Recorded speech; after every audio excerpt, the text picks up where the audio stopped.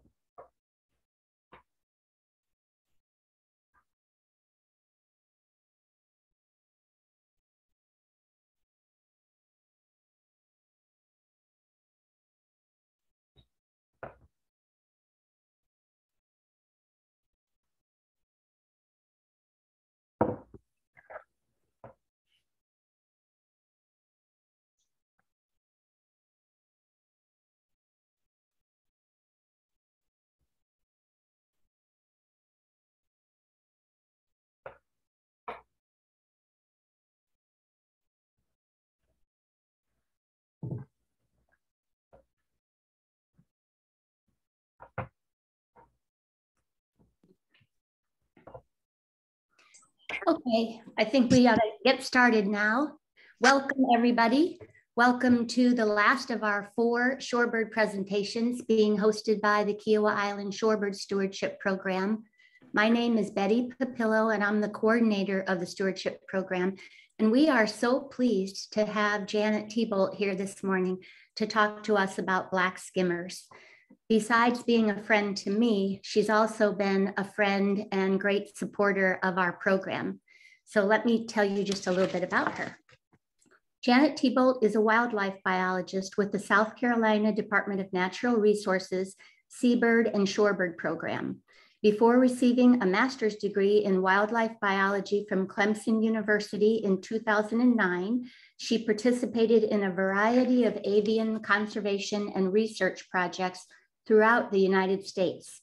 Her past projects include working with nesting seabirds in Massachusetts, sandhill crane migration in Nebraska, native honey creepers in Hawaii, and puffins nesting in Alaska. The focus of her current position is seabird and shorebird conservation along the coast of South Carolina. And South Carolina is lucky to have her. So without further delay, I'll turn this over to Janet. All right, thank you so much, Betty. That was a nice introduction. Yeah, hey everybody, my name's Janet, and like Betty said, I'm a biologist with DNR working on coastal bird issues along South Carolina's coastline.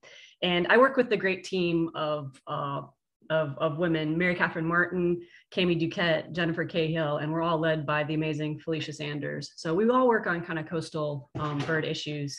And I've been working with Betty now for about 3 years, and with her stewardship program on Kiowa, and DNR provides technical support and whatever we kind of do for those programs, both on Kiowa and Seabrook. And we also appreciate our biologist partners at Kiowa Island, both Jim and Aaron. So I've been with DNR about 10 years. And when Betty asked me to give this talk, I said, I want to talk about skimmers. So I hope I can kind of bring some of my perspective and personal stories to this talk. I think skimmers are fascinating, and I'm also worried about them. And I want you to care too. So I'm going to unshare my video and kind of focus on this. Oh, crap.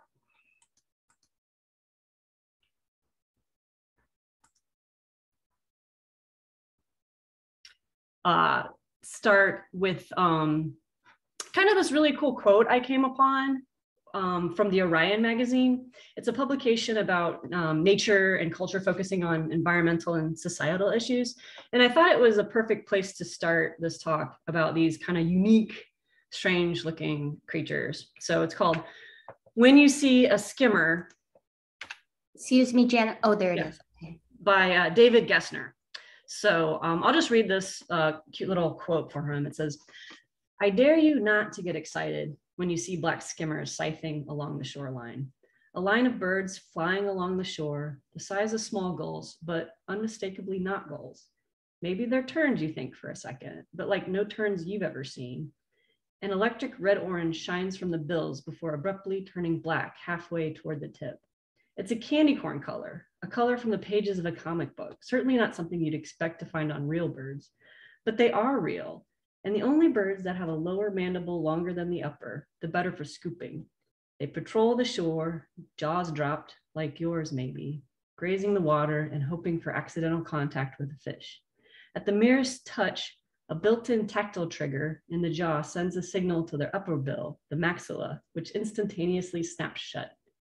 Curious, maybe you'll turn to books. You'll learn that skimmers were once called sea dogs for their strange garbled barking sounds they make. You'll learn that, like us, they are creatures of edges, harvesting the edge of water and land, working the edges between day and night. Your field guide will wax poetic about their buoyant flight and how they execute hairpin turns and smooth banks while foraging, how their flocks wheel in unison." And I just love that quote because it's just full of so much, because they are a bit bizarre in the way they look and the sounds they make and their behaviors. They have a unique feeding style and, you know, a very noticeable winged flight. It makes you notice, and I hope by the end of this talk, you'll notice them a little bit more and maybe point them out to others. And I also love how he talks about them as creatures of edges. And we'll talk about how they live on the edges kind of in more way than one.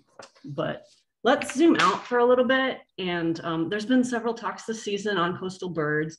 And I like to separate them out a little bit by groups in the water bird world. So along our coast, we have three kind of major group of birds. We have the wading birds, which, you know, are the ones with long legs, long necks. They perch in trees and nest in big colonies, and they eat fish and crustaceans. And so those are your herons, egrets, wood storks, spoonbills, and ibis. And then kind of on the far right, we have the shorebird group, which is a large group of, you know, a lot of species in this group. They have various lengths of bills and short legs to long legs, and they're kind of adapted for walking in mud and sand, and they eat invertebrates and they nest solitarily. And Abby Sterling talked about Wilson's plovers and oyster catchers, which are shorebirds that nest in South Carolina. And then Fletcher just gave a talk about red knots that are the migratory shorebirds that stop in South Carolina on their journey. And then we kind of have the seabird group, and they eat fish strictly, and they either dive deep or plunge just at the surface for schooling fish. They have webbed feet, and they nest in large groups of colonies from hundreds to thousands. And Nolan Schillerstrom just gave a talk about least terns. So that's our kind of smallest seabird that we have on the coast. But it also includes gulls, pelicans, cormorants, and then also skimmers.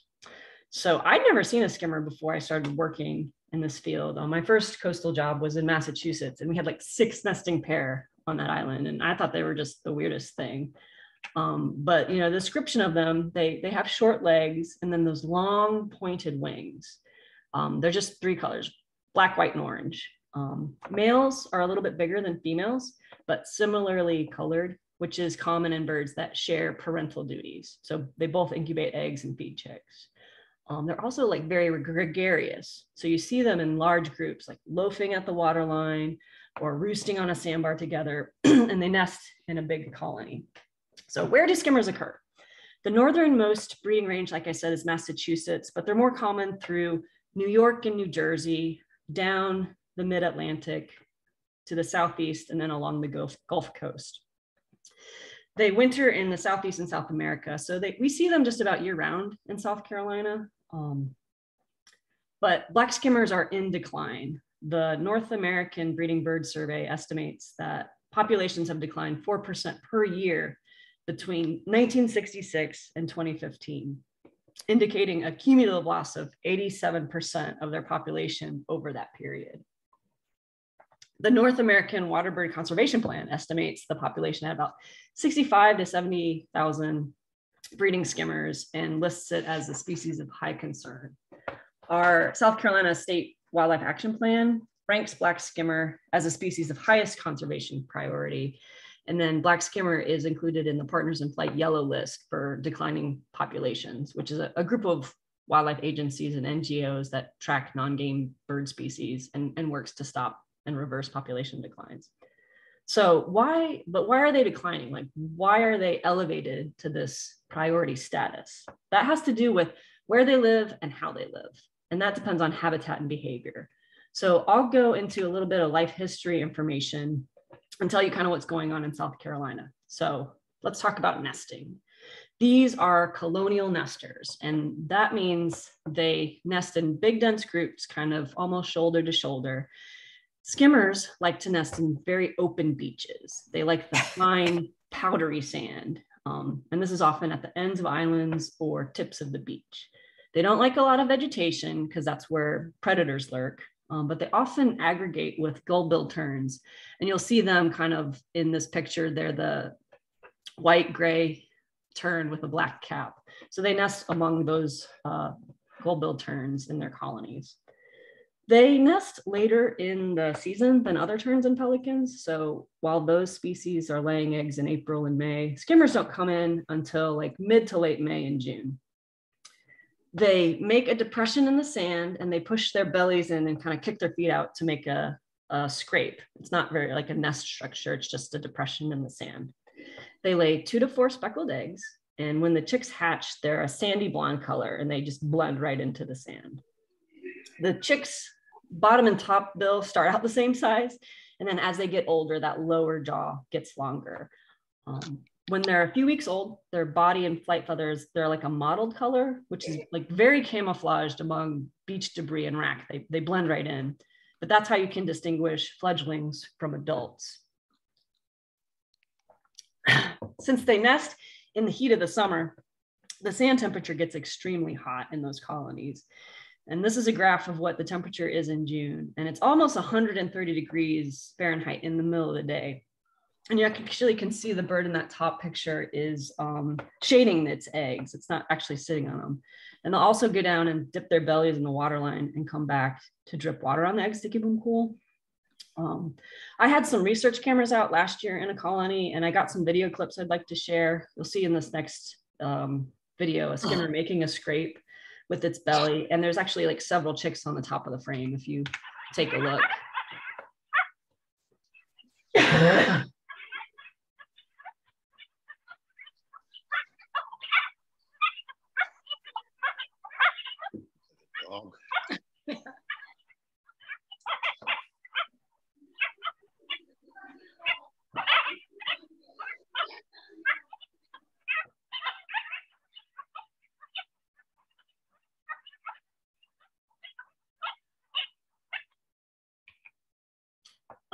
So another one of those unique aspects of what makes a skimmer is that they skim. So we call this tactile feeding.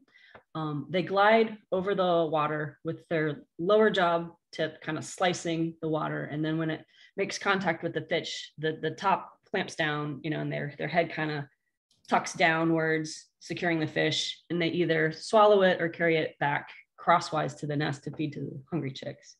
And they select feeding areas more than selecting a prey type. So it's really whatever fish are in those shallow pools, like along the edge of the beach or creeks, is what they'll eat. So in South Carolina, it's often killifish or pipefish, and they'll even eat small crustaceans like shrimp. But in the late summer is when these fish are kind of good size and very abundant. So they're kind of adapted to take advantage of that prey type. And I'll show you this video of a adult bringing in a fish to feed its little chicks.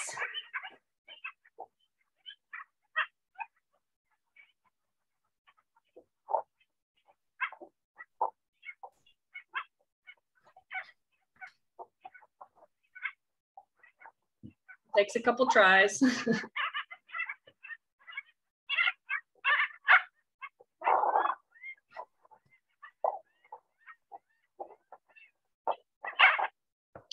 So you can see this was taken like at 6:30 in the morning. So they need calm water to forage. And a lot of time that occurs at dusk and dawn or even at night. So they're adapted for this. They have slit pupils allowing for better night vision. So they're most active in that dusk and dawn period to take advantage of those low light conditions and when water's calm. A unique aspect of skimmers in South Carolina is they have an additional feeding habitat that our state provides along the coast in these managed tidal impoundments. And these are historic rice fields that are now managed for migratory waterfowl, but they have water control structures to manipulate water level in these flooded fields. And they have ditches all around the ponds. And they're basically these calm brackish creeks where you can just skim all day if you're a skimmer. So places like Bear Island and Santee Coastal Reserve are two DNR wildlife management areas that have impoundments where you can see birds gliding in the canals. And they use these, especially when it's really windy on the beaches, you'll see them head inland to these impoundments. And also at the end of the season, I saw a ton of fledgling skimmers a few years ago where these pictures were taken. And it was kind of cool. They're like gliding along the canal. There's, egrets on each side of the ditch. And then there's all these alligator heads that the skimmers would skim and then like encounter an alligator, just go up and over and then keep skimming. So it was pretty amusing, but kind of a unique part of South Carolina that we have this kind of alternative feeding habitat for this bird that's adapted for it. So going into kind of skimmers in South Carolina and what DNR does for them, DNR has been doing a census of nesting seabirds like pelicans and terns each year going back to the 60s. They used to do ground counts at colonies, and now for the most part we count nests from photos taken from the plane. So DNR has 2 law enforcement officers that are pilots, so we can fly the coast in a day and take pictures from the plane.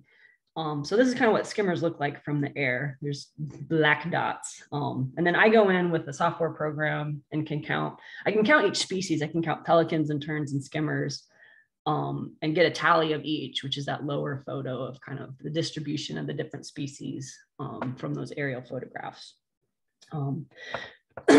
For skimmers, annual nest data wasn't kind of consistent until the late 80s with some gaps, but the average number of skimmers were about 900 nesting pairs from 75 to the early 2000s.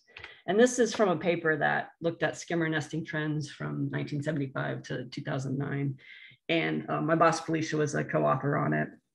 And you can kind of see the distribution from that time period.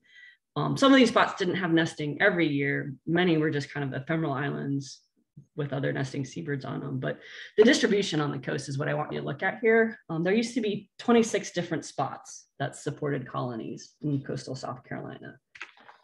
Currently, we have, on average, I looked at the last 9 years of nesting data, and it was an average of 788 pairs. So kind of similar numbers to the past, but what I want to point out in this next graph is there really aren't that many spots on the coast that have skimmers nesting on them currently. This year, there's only 4 islands that I know of that have skimmers. And 2 of them are up in the Cape Romaine National Wildlife Refuge. And then the other 2 are the managed DNR properties. So definitely a big change from all of the different spots where we used to find skimmers. So why is that? Why don't we have skimmers nesting at these former spots? And that has to do with habitat and skimmer behavior. So skimmer nesting areas have to have all the right elements, which boils down to no disturbance and no predators. Disturbance is one of the big factors for these birds because they have a very high flush rate. When they perceive a threat, the entire colony lifts up and they leave their chicks and eggs exposed. And depending on what that threat is, they can return quickly, or if it's a bigger disturbance, they may be off their eggs for, a few minutes or longer. And you remember that in the heat of the day, at 130 degrees Fahrenheit, those eggs and chicks can fry if they don't have a parent shading them. So even something like people walking along the beach, skimmers will just lift off. And when one lifts off, the entire colony is up. So they aren't like the least terns that Nolan was talking about last talk, that kind of mob an intruder that gets too close and poops on them and dive bombs. These guys just get up and fly in a group until it's safe to come back. So the only sites that we have where beaches are closed down to the water line is where skimmers currently nest in South Carolina. And then this is just kind of a video of what that disturbance. You can kind of see when one of them gets up, the whole kind of colony mentality is everybody get up and see what the intruder is. And down here is an egg and a chick in a scrape. And with this disturbance, they came back pretty quickly.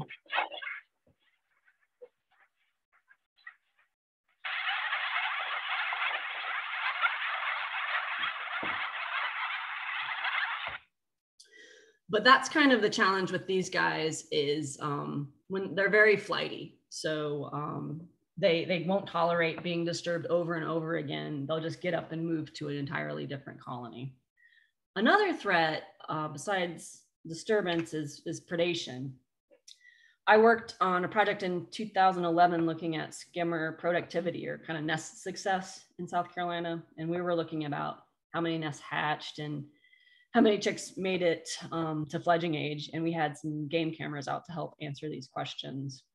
And a nest predator at one colony was ghost crabs. Several were caught on camera taking eggs out of nests back to their burrows. So in this picture, the ghost crab is circled. This was the nest here, and the skimmer just kind of watched it as the crab came and stole its eggs and went down to its burrow. Also, laughing gulls take eggs and chicks. I told you that vegetation is where the predators lurk. Beach grass is where laughing gulls nest, and they hide their chicks kind of in that dense beach grass. And so those areas that are adjacent to laughing gull nests where skimmers are at the risk of predation from them. So in this picture, you can see a laughing gull. It got an adult up off of its nest, and it took the chick away and just gobbled it down right there. And it was kind of sad because of the 201 nests that we were monitoring that year at a couple different colonies, only 2 nests hatched, and this gull ate one of those nests that actually hatched. So it was 0 productivity for the year on both of those colonies. So natural predators can be a problem for skimmers, but also overwash can wipe out nests.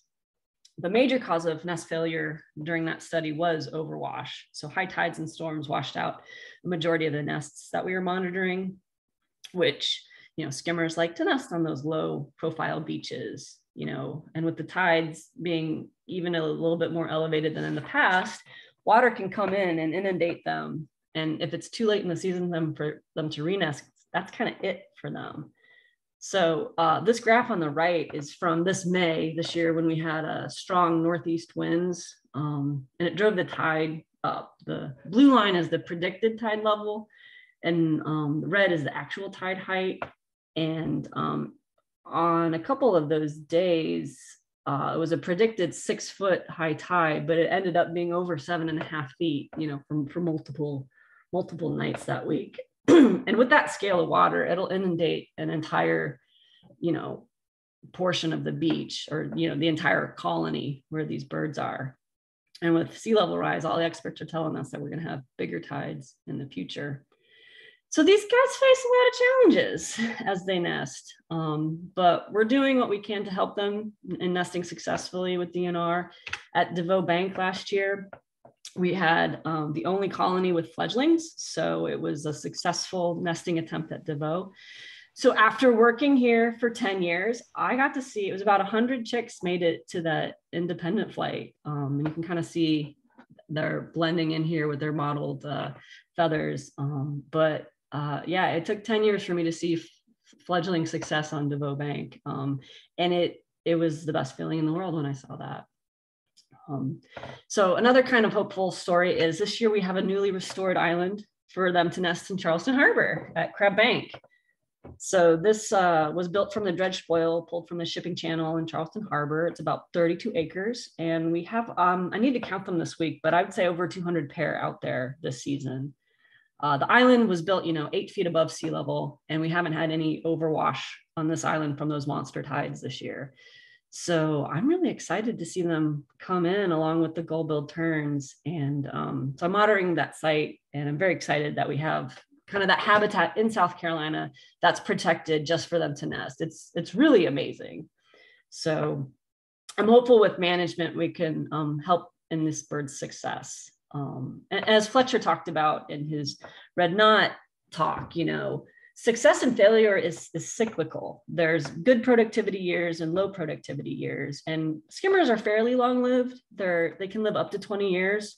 Most breeding adults are between 5 and 9 years old. So if they're given the chance to nest successfully, they can kind of maintain their population, but it does take a bit of management for that to happen. So some other folks along the Atlantic coast are also doing research to help in conservation for the species. Several projects are banding young birds at colonies up in the New England area and kind of the mid-Atlantic and down in Florida to look at survivorship and movement among nesting sites and wintering locations. They have color bands with field readable codes on them. And if you have a high-powered camera or spotting scope, you can read the band from a distance.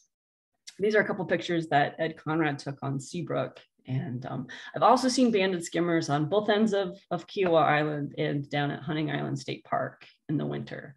So South Carolina provides that habitat for skimmers that come from those northern nesting states and kind of hang out here in the winter. So I actually saw a bird from New Jersey that was a fledgling from Stone Harbor a couple years ago. It was hanging out on the east end of Kiowa. So it's exciting, and they like to hear kind of reports of what birds are we seeing, which helps kind of add to the knowledge base and how we can help in conservation of these species, kind of all along their nesting range. I just kind of want to leave you with a conservation message of how you can help all coastal birds, not just skimmers. So I just kind of encourage you to look around when you're out and kind of be aware of what else is around you on your morning beach walks. Don't cause birds to fly. It's just kind of rude, but it's important to walk around flocks that are resting and, you know, spread the message about sharing the beach because it's their home too.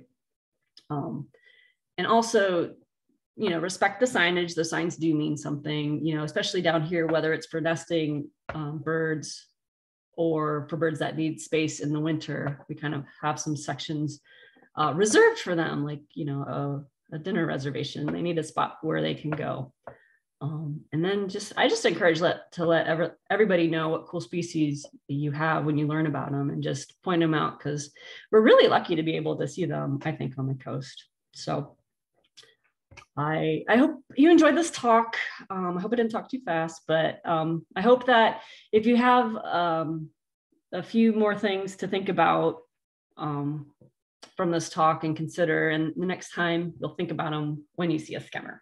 So thanks everybody for your time.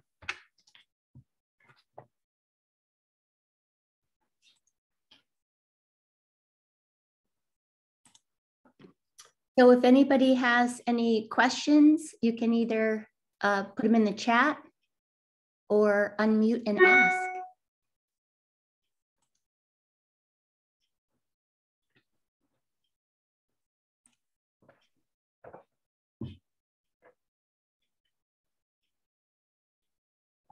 Okay, Alyssa says, has South Carolina ever banded skimmers before? Yes, there's been a couple graduate student projects. There was a project up in Cape Romaine with a woman who was looking into least tern and skimmer kind of nest success up in those Cape Romaine nesting islands.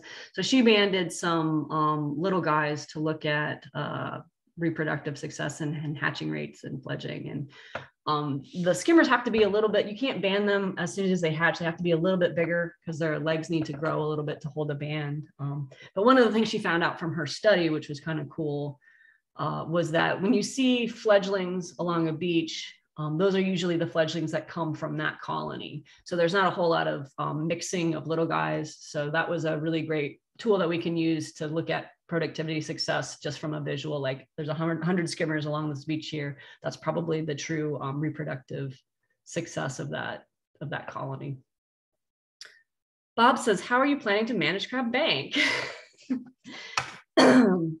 Well, what we're doing now is it's one of the seabird islands that are closed during the nesting season. So we will maintain those closures like in the past. We'll also probably look and see what we need to do. I think the habitat's going to change a lot from now into later yet nesting years. We'll probably get some vegetation that comes in that might need to be controlled. We might, if we have a problem with predation, we might have to address that. But right now, having the spot for them to go and nest and seeing them come in without doing any social attraction was really great to see. And like I said, I think as the habitat changes, we'll probably get different species coming into nest. Right now, we have skimmers, gull-billed terns, least terns, and oyster catchers. I think when we get more vegetation growing, we'll probably see the pelicans come in and maybe some laughing gulls too when it gets a little bit more duney. Good question.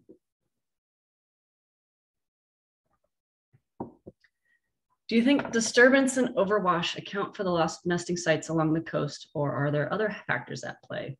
I think it's probably a little bit of everything. I think especially for skimmers, everything has to line up and the timing has to be almost perfect. So we need spots where they can go where they're not getting flushed all the time. When they have that, we need not a whole lot of storms or overwash of big tides. Or if we do, they need enough time in the nesting season so that they can relay. And if that happens, we just need them to have enough space to raise their chicks and have their chicks kind of grow without any predation pressure from, you know, those predators to get them like laughing gulls. So everything kind of needs to line up. So every kind of factor that goes into preventing those steps along the way, it can be harmful for them. So it kind of has to be a perfect recipe for success to happen. But I think each factor does play a part at different levels, depending on the colony.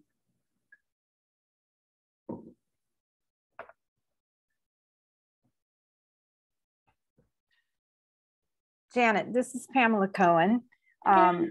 Thank you for your talk today. It was very informative. I enjoyed it.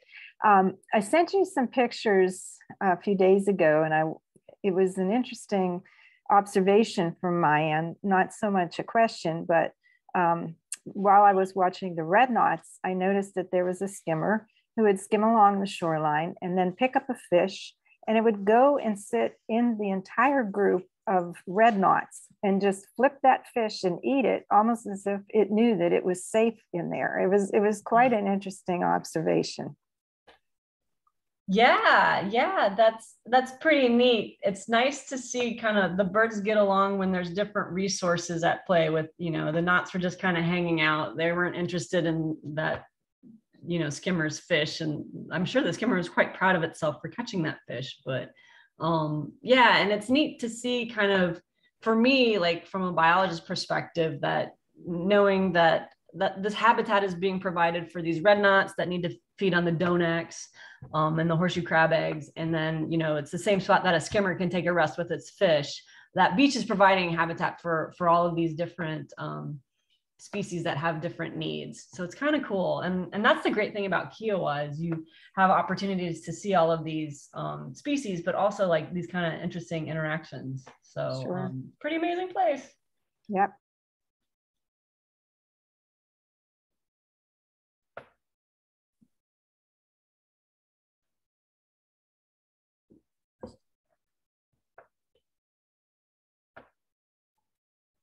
All right, I think that might be it for questions. I appreciate everybody tuning in. I really like talking about birds, so this is a fun part of my day. Okay, so I don't think there's anything else there. So thank you so much, Janet. Such good and interesting information. And I feel like now when we're all out on the beach at dusk or dawn, we're all going to have a new appreciation for these awesome creatures of the edges. So thank you for that. And thank you everybody else for being here, for being interested and caring about our coastal birds.